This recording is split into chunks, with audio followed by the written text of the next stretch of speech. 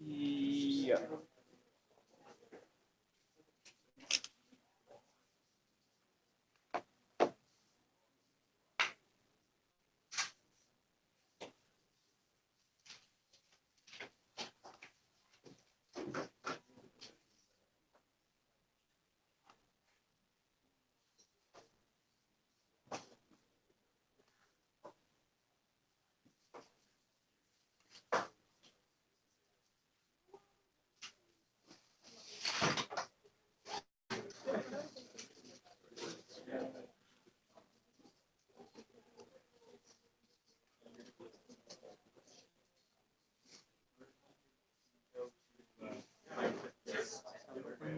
Hanging out with the wicked kids.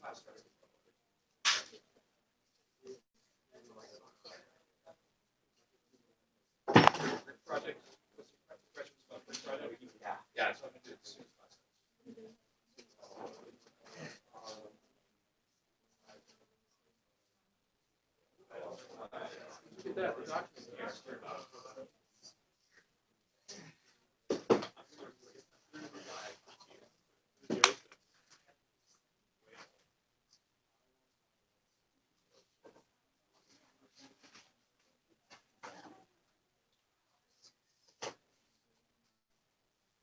All right, welcome everybody.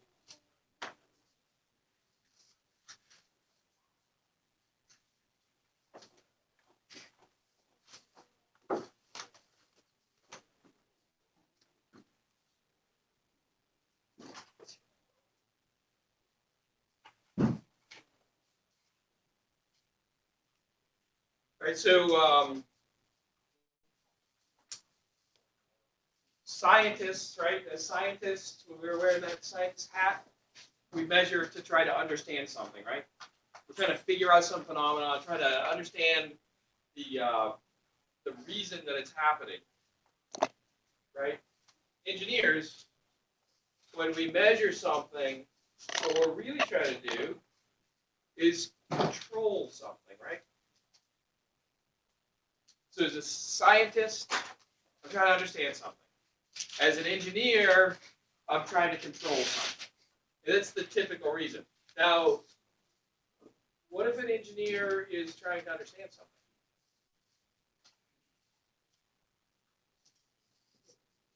At that moment, they're really doing the scientist job, right? They're taking on that scientist role.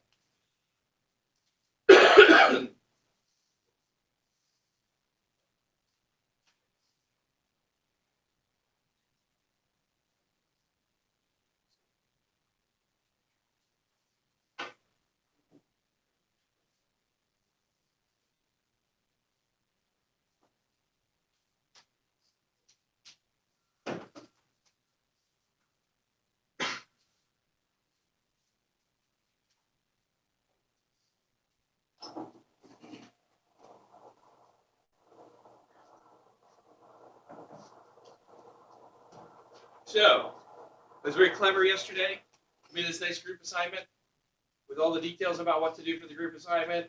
As part of the assignment, you know, you can have the instructions there. It But you can't see the group assignment unless you're the member of a group that has been assigned the group assignment. So I fixed that.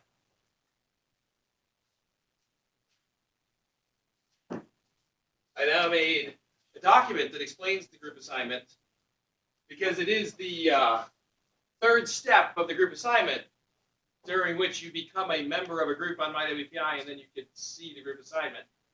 Figured that out at the end of class yesterday. So, so this is good. This should be exactly or almost exactly what I said in class yesterday. We want groups of 4 students. The students do not have to be in the same section, lab section. Doesn't matter. It may be more convenient for you if you are in the same lab section, but it doesn't matter. You're going to have a meeting with your group. Determine a time that you guys can meet for at least 1 hour a week. If you can't do that, then figure out a different group. Does that make sense? So a criteria for being in the group is that the group members can meet with each other. I only want to look at making exceptions to the number of people in the groups. But we don't have any other choices. So I know there was a group that emailed yesterday and asked if they could have 5 people. And so maybe, but you're going to have to wait until the end and not the beginning. So it'd be better if you try to do it with 5 people to start with, because I'd rather have the groups spread out better than that. Okay, so the group assignment clear? If you remember from first week when you looked at the syllabus, I said that there were some individual assignments and some group assignments, and they were worth different percentages of points in the final grade. The only thing from this point forward in the class that I require you to do by yourself without consulting anyone or talking to anyone else is the comprehensive plan in week. Every assignment from here forward, I encourage you to discuss the questions with your group members before submitting your answers. Okay? In some of them, I will require you to discuss the questions with your group members before submitting the answers.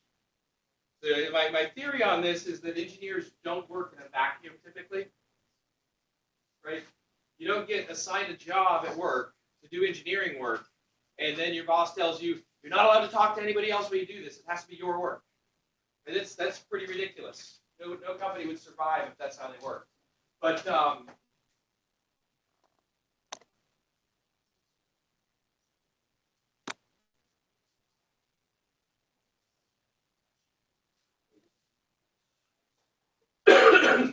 but we also, so we've got conflicting requirements here. 1, I want you to learn how to be good engineers. 2, I want you to learn how to cooperate, work together with each other. 3, you guys need me to give you a grade. Is that correct? Nobody in the class is taking the class but not considering having a grade at the end? Could be. I don't know. I mean, that person might have raised their hand when I asked the trust fund question on the first day. But, and so we got to have some way to figure out which grade you deserve rather than give everybody in the group the grade that the group deserves, because sometimes the group carries a slow person along the path. Okay, so we've got that. Let me just turn this.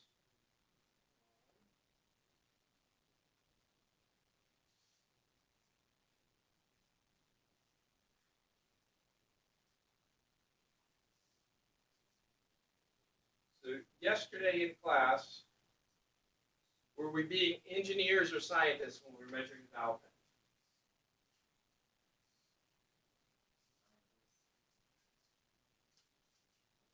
I kind of think we were being scientists.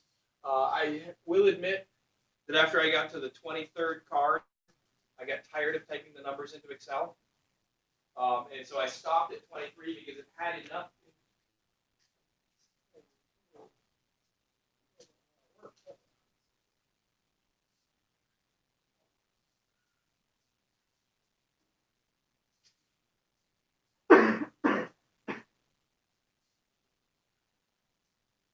This button called View Image. Somebody had pressed that previously. So that one has no signal. The best part is that's the one the echo capture captures. Now, on.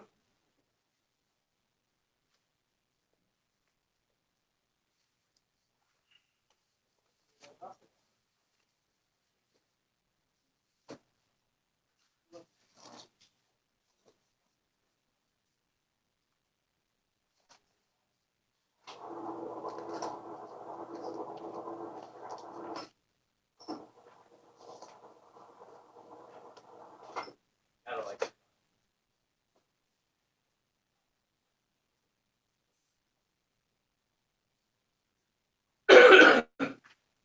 All right, well, we're going to go with this one for now.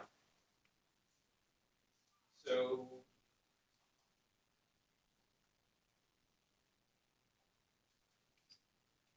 there were some, and so I on purpose gave you very vague instructions, right? I told you measure the dowel pin. This person wanted to make sure, so they measured both the length and the diameter. Most of you measured both the length and the diameter. And this person wasn't sure what units I wanted, so they measured in inches and in millimeters. Is there a difference between measuring in inches and in millimeters?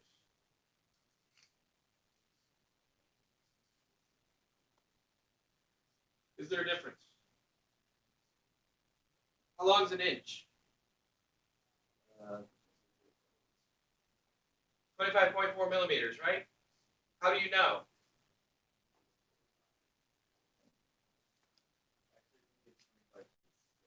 Twenty-five point four. Pretty sure. We can Google it, but I'm pretty sure. I've been saying it for a long time. Legislated by Congress. The inch is 25.4 millimeters. Legislated by Congress. By law. People think that Americans don't use the metric system. We use the metric system. All right. So, because there's that direct conversion, reporting it like this gives us convenience, but it's redundant and doesn't include the same amount of information, right? Who said ES1310? Right? So if you dimension something twice, what does it tell you? It's over-constrained, right? And so by reporting it this way, it's nice and convenient because we get to see both of it. But technically, it's over-constrained. Which one of those measurements is correct? Because they're not equal.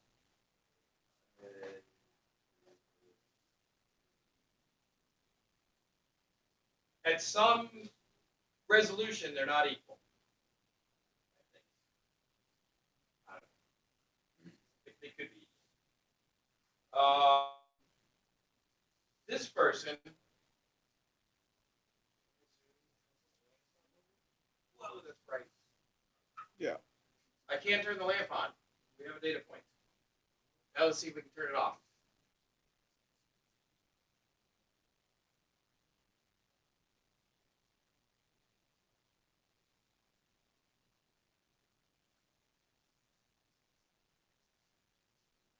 So this person measured 3 times, measured 3 times again, wasn't sure which one I wanted. Then they reported a number over here, and they gave me a range. So what could it be within? So I like that. This person gave me a diagram. Then there was more than one. I just got one example here. This one surprised me. Because I don't know if I would have put the fraction there, but I guess it's accurate. So, all right. So thank you all for going through that measurement experiment as we were doing that. We get over here. Display. All right. So these are the first 23 cards that I came to. What are we going to do with this kind of data as an engineer now? Or as a scientist? What could we do with this kind of data? Yeah, Travis. Say again? We could find an average. What should I do first? I should make sure it's all in the same units, right? All right, so in Excel, I can make sure it's all in the same units by coming up here.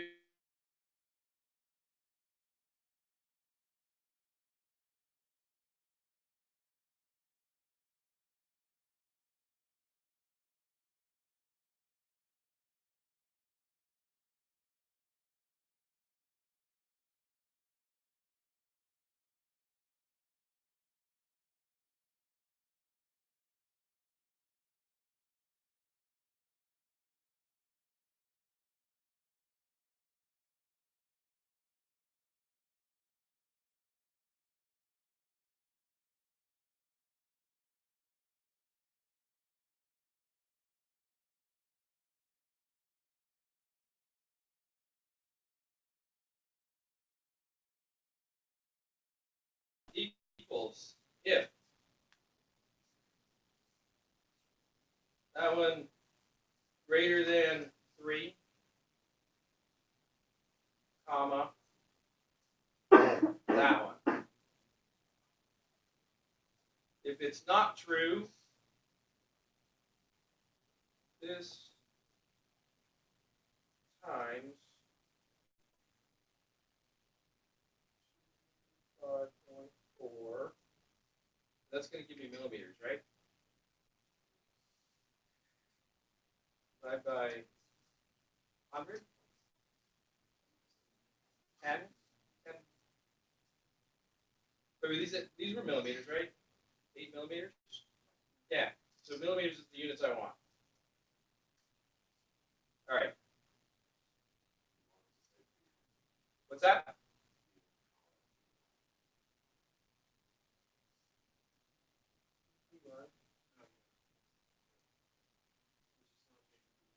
Oh, yeah. Yeah, I probably wanted to act on the same row. Good call. And if I double click on the little icon there in the corner, it'll copy that down as long as there's data next to it all the way down. That worked all the way down. Sweet. All right. That's weird.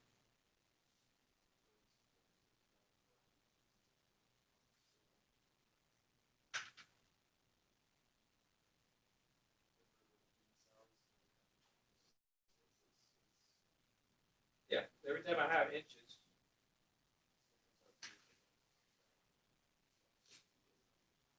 That's not what it should do. That's not what the formula says, is it? Well, it is. It's just because you have switched to column. So in B column. Oh, look at that. I do. But it's right. This is what would have been a better way to do this? When you were measuring, you were typing it into Excel, right? Then I couldn't make a clerical error when I typed it in. I didn't even intend to do that one. All right, so I can fix it. Because then I just need to change this one to C, right? If I consistently did it, that'll work.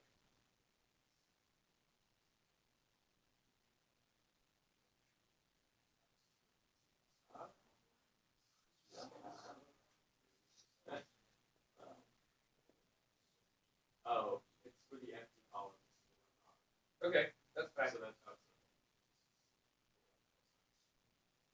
it's 80. That doesn't look right. Oh, because I screwed that up.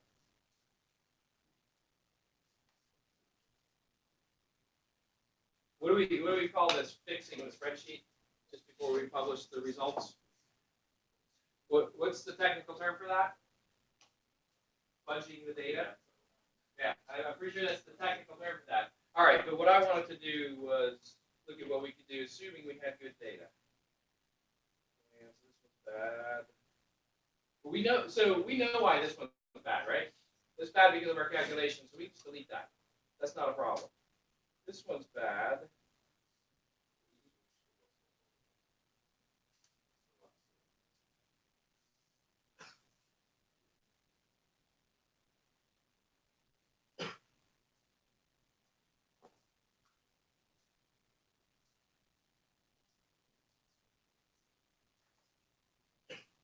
Right, this is my Steve Jobs, just get the big bucks, the live demos for stuff to break.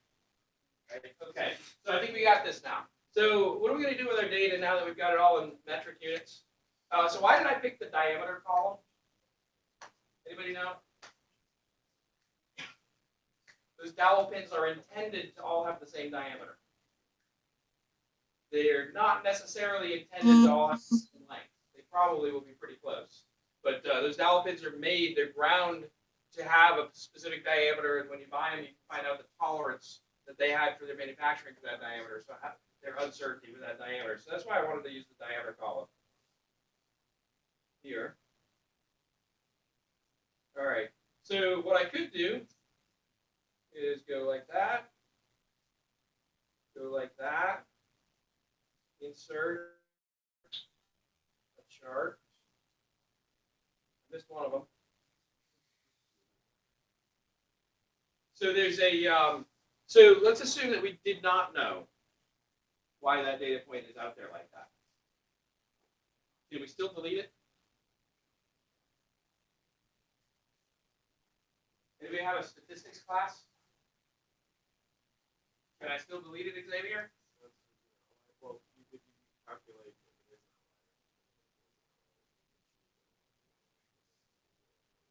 an Right, so there is actually in the world of statistics, in the world of engineering math, you can delete data points you don't like.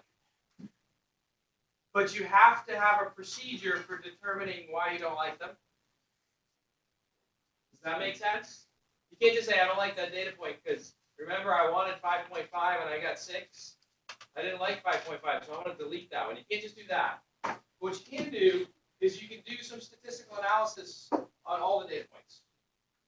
And so you can calculate, so you guys know what the mean value is, right? That's the average value. Anybody know what a standard deviation is? Good.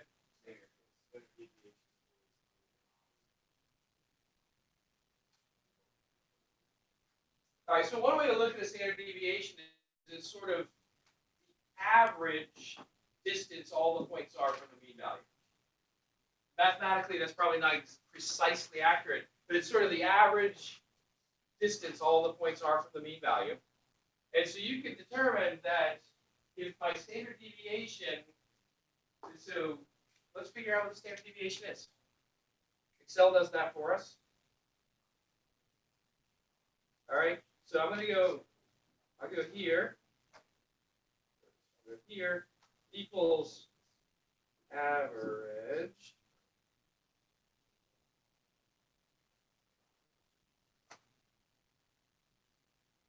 Really? Because of the giant outlier, huh?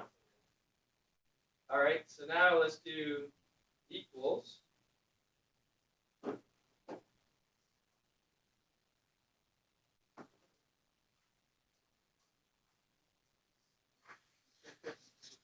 All right. So, is 1273 more than two of these? Two of the 276s away from the mean value? I think that's a rationale for throwing it away. Look at this. Magic. So, you can't delete data points you don't like. You have to have a rationale for doing it.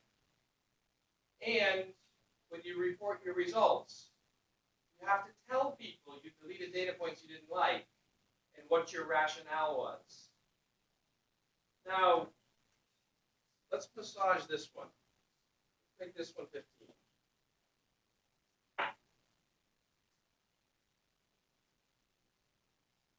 Can I delete 15? Xavier, can I delete 15?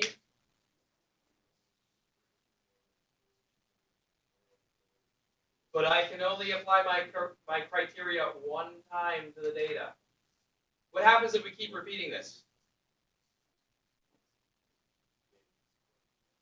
Well, the number of points gets smaller and smaller, right?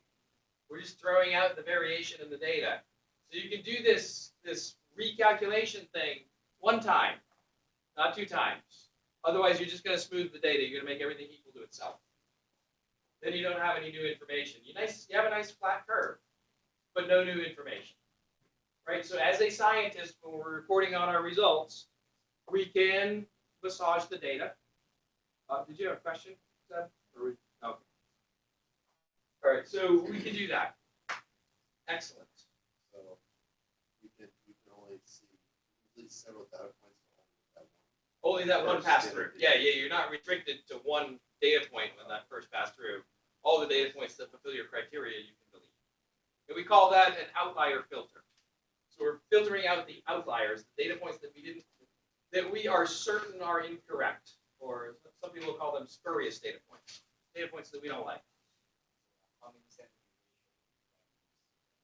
Well, I picked 2 because I knew it was going to work. I'm not a statistician. We can Google that and find out what most people use. Yeah. Yeah, and there's actually a few different mathematical criteria that people have presented in the literature, and so you can when it comes time to do that. So when you're doing your MQP and you've got all your data and you don't like some of the data points, you can Google statistics, outlier elimination, and there'll be a whole bunch of information about what the criteria are and you can say which procedure you're using and all that. All right, so that's good. So we can massage the data, but we have to do it on purpose, and we have to tell people that we're doing it.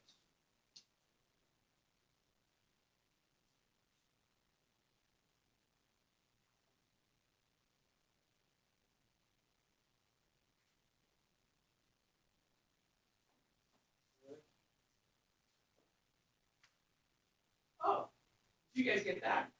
Sweet. It's giving me the presenter view up here. I thought you guys could see the presenter view too.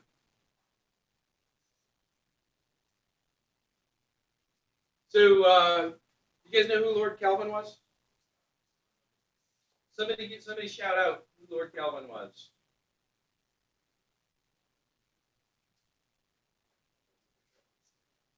He invented the Kelvin scale. So, he invented the Kelvin scale. Anything else? No? He's a famous scientist. Yeah, go ahead. Yeah, I believe he was a chemist, but he's a famous scientist from around the turn of the century. He's noted for naming the Kelvin scale. He says this: to measure is to know. Right? This sounds like something a scientist would say. If you cannot measure it, you cannot improve it. That sounds like something an engineer would say. When you measure something, you know something about it, and you can then have true knowledge of it. Now, keep in mind, he also said that X-rays will prove to be a hoax. So, dimensional metrology in manufacturing. So we're for the most part done talking about science for now. Dimensional metrology in manufacturing. What kind of parameters did we say that we could measure in manufacturing? So we measure lengths, angles, flatness, roundness, diameter, form. So what's form if we're looking at measurement?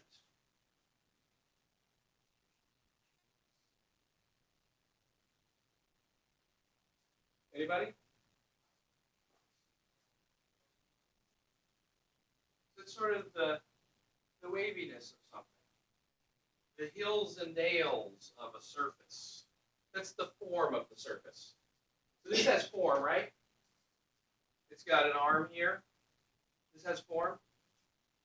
All right, so that's what we're talking about. We're talking about form. You guys know diameter. So flatness. Anybody want to take a stab at defining flat?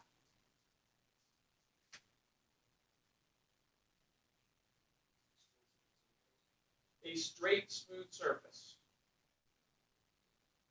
So flat as a pancake? Pancakes are rough. Are they flat? I don't know.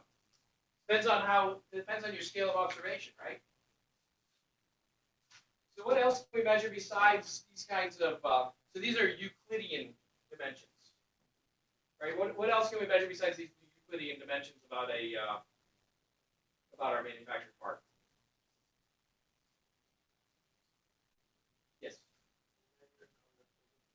measure conductivity. Yes. Hardness. What else about our manufactured parts? Something that might be important. We measure mass. We could calculate density if we measure mass and volume, right?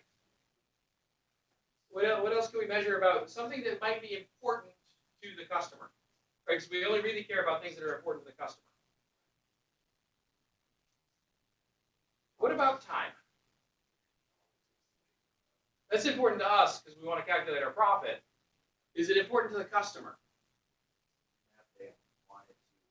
If they want it delivered on time, it may be important to them. Yeah, I get that.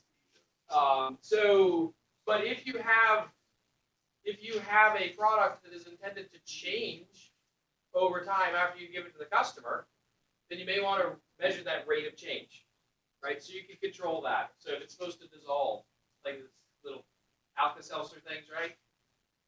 I'm imagining if it takes too long for them to dissolve, people won't drink the stuff. I don't know. I'm not sure I've ever had an Alka-Seltzer, but I like the commercials. All right. So yeah, so we can measure with. We've got here a micrometer, a caliper. We used caliper yesterday. We've got a dial indicator, and so you'll have the ability to use these different tools in class. We also have some computer-controlled measurement tools that we can use. So this is a coordinate measuring machine here in the picture. And so this has got a little ruby probe tip. And there's 3 axes of motion. It could be up to 5 or 6 axes of motion. Sometimes they articulate the little probe. And so you can have it come around and touch your part and reverse engineer your part basically and make a point cloud of the points that it touched on the surface. So you can find out about, so this helps when we have a complex geometry. So a curve, especially a curve with a changing radius. Because it's hard, it's cheaper than diamonds. It's just to make it hard so that it doesn't wear out. So if you had a soft tip there, every time it touched the part, it would start wearing out. And so the ruby is hard, it stays the same shape longer. And they're not always rubies. The ones we tend to use are rubies. You use the probes in the milling machines, right? It's the same kind of a tip that's on the end of that probe. There's a little stylus. Those have a little round ruby tip on the end of them. Anybody know how much those cost? Oh, I thought you were raising your hand because you had to figure it out because you wrote and I wrote this email. No? $97 plus shipping. We keep 12 in stock. Sometimes ME1800 breaks them. All right, so what else do we care about measuring? We talked about electrical conductivity. We talked about chemical properties. Right? We can measure chemical properties. We can measure, is it magnetic or not? I remember somebody said that yesterday. You can actually measure the crystalline microstructure of it if you put it in a microscope with enough magnification. Somebody said we can tell what material it is yesterday. And so one of the ways you do that, you just put it in a scanning electron microscope and you can look at the molecules. You can look at the crystals and decide what materials it is. We can measure stiffness, hardness, ductility. We can also measure the surface texture, the roughness of the surface of the part that we have, right? Why would we care about the roughness on the surface? Well, if it's something like sandpaper, rough, like something like glass or window. Exactly. I want sandpaper to have a specific roughness, right? Because I'm counting on that sand. I also want it to be very hard, at least the little bits that are rough, that are sticking out. Because I'm counting on that roughness to remove material when I do my sanding process. I want the screen on my Surface tablet to be nice and smooth because, well, I want it to feel nice on my fingers when I touch it, right? So the customer absolutely cares about roughness. Anybody play golf? So we worked with a golf club shaft manufacturer a few years ago looking at a surface roughness issue. And they had a problem. So it turns out they know very well what gets the golf club from the shelf to the cash register has a lot to do with name, and it has a lot to do with what it looks like sitting on the shelf. Do you believe that? They've studied this. They know this. And so they have a special brush finish that goes on their golf club shafts to make them all look like their golf club shaft is supposed to look like. And the way they were inspecting it was the guy named Ray at the end of the line saying, yep, that's a good one. Yep, that's a good one. Nope, that one's no good. So he would look at it. You guys laugh, right? This wasn't like 15 years ago. This was like 3 years ago. The guy named Ray at the end of the line, he would decide which ones were good. You guys just laugh, right? Do we know what mil spec standards are? These are specifications that the U.S. government uses for when they're buying equipment for the military. So there's roughness specifications in mil spec that specify hold the part in your hand, hold a 40-watt incandescent light bulb 1 foot away from the part, rotate the part 15 degrees.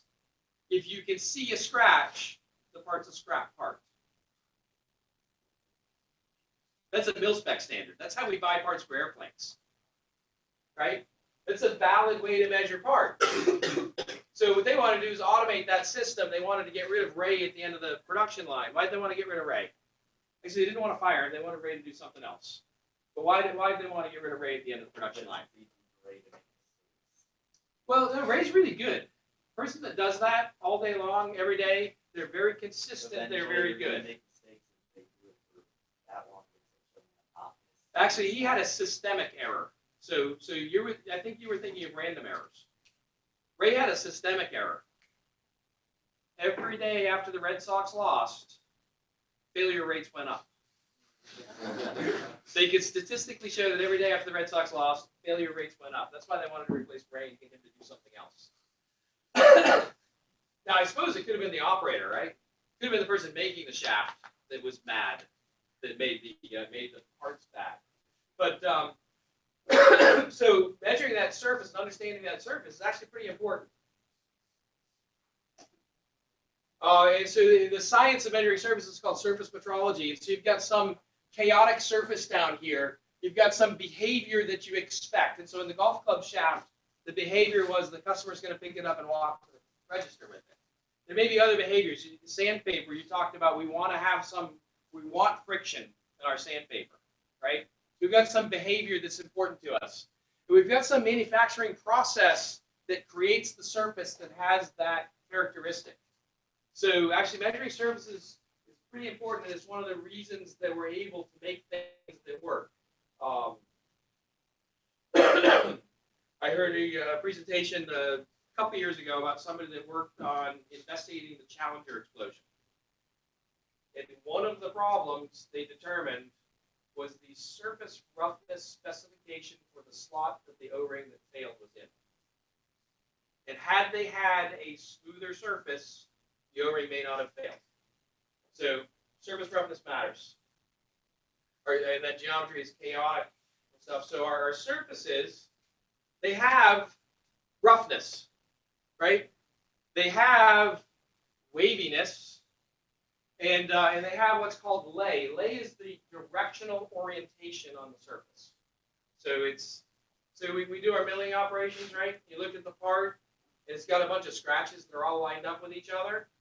So the lay is directed along the direction of those scratches. In our milling operation, if it was a facing operation, then they're kind of circular. So you can describe that lay. And all surfaces are chaotic across a large range of scales. And so if you look at a surface and you zoom in on it, does it get smoother or rougher typically? Right? The tighter you zoom in on a surface, the rougher it seems to you. And so we call that the scale of interaction. The scale at which your process is interacting with that surface is the important scale there. And so you can mathematically define these things. So pretty common, and we showed this, I think, first lecture, right? So when we do our turned part, the nose of the tool goes across the outside surface of the part. It leaves these little ridges. You can actually calculate the peak to valley roughness for this kind of a part, or you can approximate it with that equation there. So that RT is peak to valley roughness. You can approximate it if you know about the machining process. That's kind of cool. Now we have a model. Our scientists made the model for us, right? So now when we have our part specification as manufacturing engineers, the designer told us that it has to have an RT value of 3. And so when they say an RT value of 3, anybody know what they mean? They mean 3/1000ths of an inch. If they say it needs an RT value of 3/10, they mean 3/10,000ths of an inch. So this is machinist speak.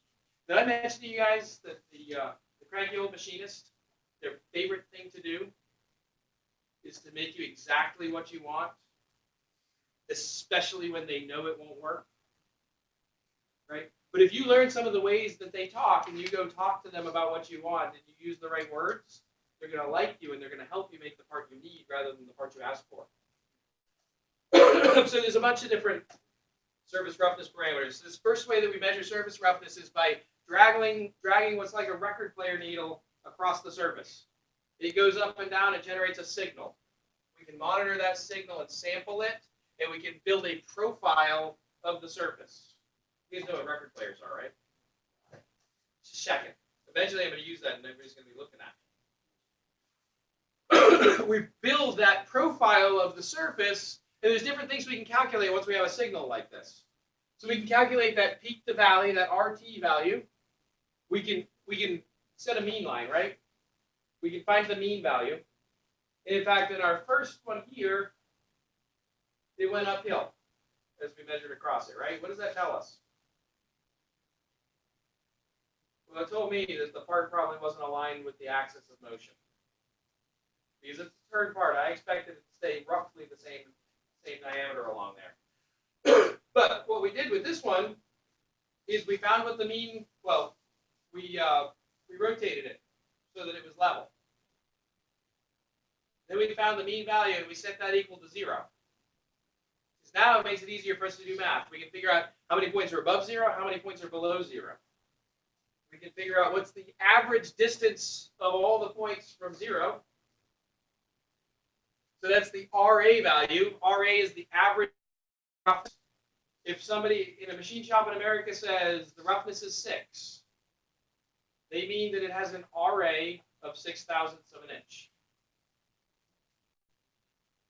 If they say the RMS roughness is 6.5 microinches or micrometers, then they've told you what it is. But if they don't tell you the units, you can assume RA and thousandths of an inch. RQ, this is the RMS roughness. And so you can calculate this from it. RA is the most commonly used roughness parameter in America. I'm not saying that it's the best roughness parameter in America, because those three surfaces could all have the same RA value, but they would not perform the same in certain situations. Right? So we got our as measured profile. So that's our stylus tip dragging across the surface.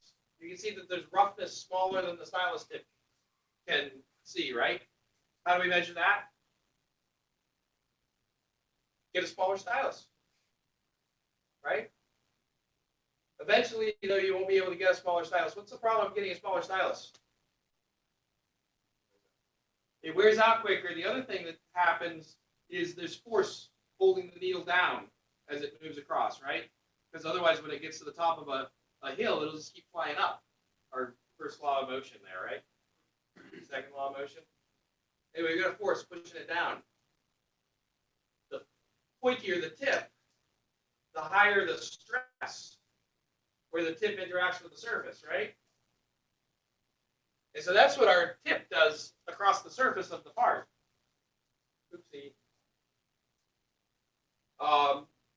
Anyway, everybody knows that. We all ignore that.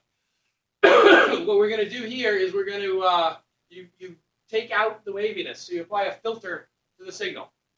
Now we can say this is the waviness, this is the roughness. So we've leveled it, we found the mean value, we've taken out the waviness, we've done some sort of a bandpass filter to do that, and we've set that. So this is how we calculate roughness. How do we know this? Because the standards committees around the world have agreed to this. We have standards so that we can all have the same terminology and technology. This is kind of interesting. This is the same measured file. 2 different waviness filters applied. RA had a 41% difference in its value by applying a different waviness filter. If the designer doesn't specify use, I suppose the metrologist, the quality control engineer, can pick the one that gets the right. Says the design, specify all those kind of things. All right, so we're 5 minutes to go.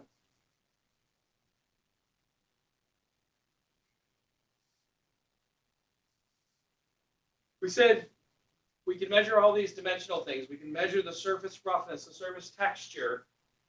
What we want to do ultimately is not ship bad parts to our customer. Ultimately, we don't want to ship bad parts to our customer. So how are we going to keep from shipping bad parts to our customer? Then, what are you going to do if you don't want to ship any bad parts to your customer?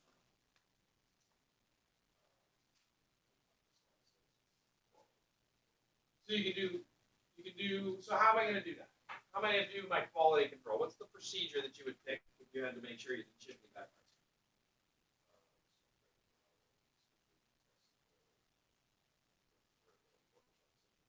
All right, so we got to know what it is the customer cares about, right? And the designer should have told us that.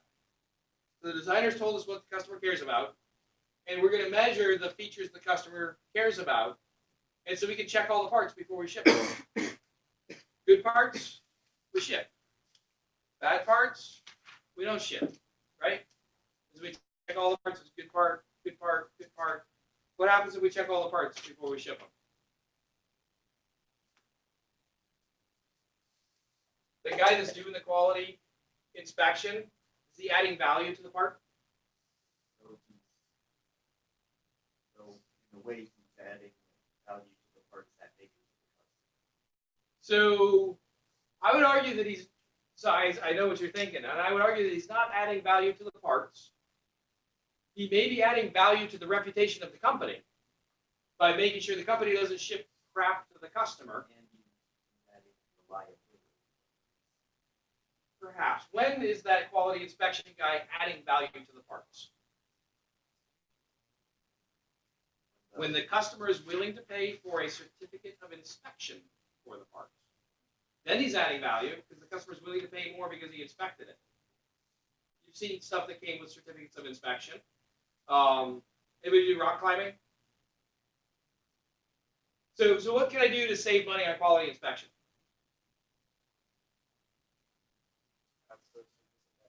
Yeah, we could ship all the parts to India. I don't think this is cheaper. Unless we're making them in India. Don't do it. You could not do it. You take your chances. Sort of set and forget. Instead of doing every part, do every like. We could sample the parts, right? We could do every 10th part. We could do every 1500th part. We could do every millionth part. It really depends on how fast they're coming off the production line, right? So we can sample the parts. Then we don't have to pay the guy to do that quality thing that's not truly. Now, what if we're sampling 1 in every 100 and he gets a bad one?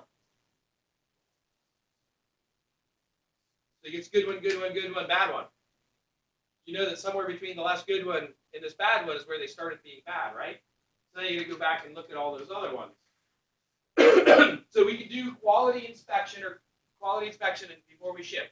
We can also design our process so that it's not possible for us to make any bad parts. And the way we do that is we do in-process inspection. We check on features of the parts before it gets to the end, before it gets fully assembled. We do in-process inspection. And when we start up on Tuesday, I will pick up with in-process inspection. Your group project is posted. I did not make the quiz live today because I wasn't sure how much I was going to finish talking about today, and I want to make sure I don't have too many quiz questions about stuff that we haven't considered yet. But that should be live this evening before I go to bed. Friday midnight. Survey too? Survey is due Friday midnight, and I can turn that on. It's sitting there. I just didn't turn it on. I just put the quiz on.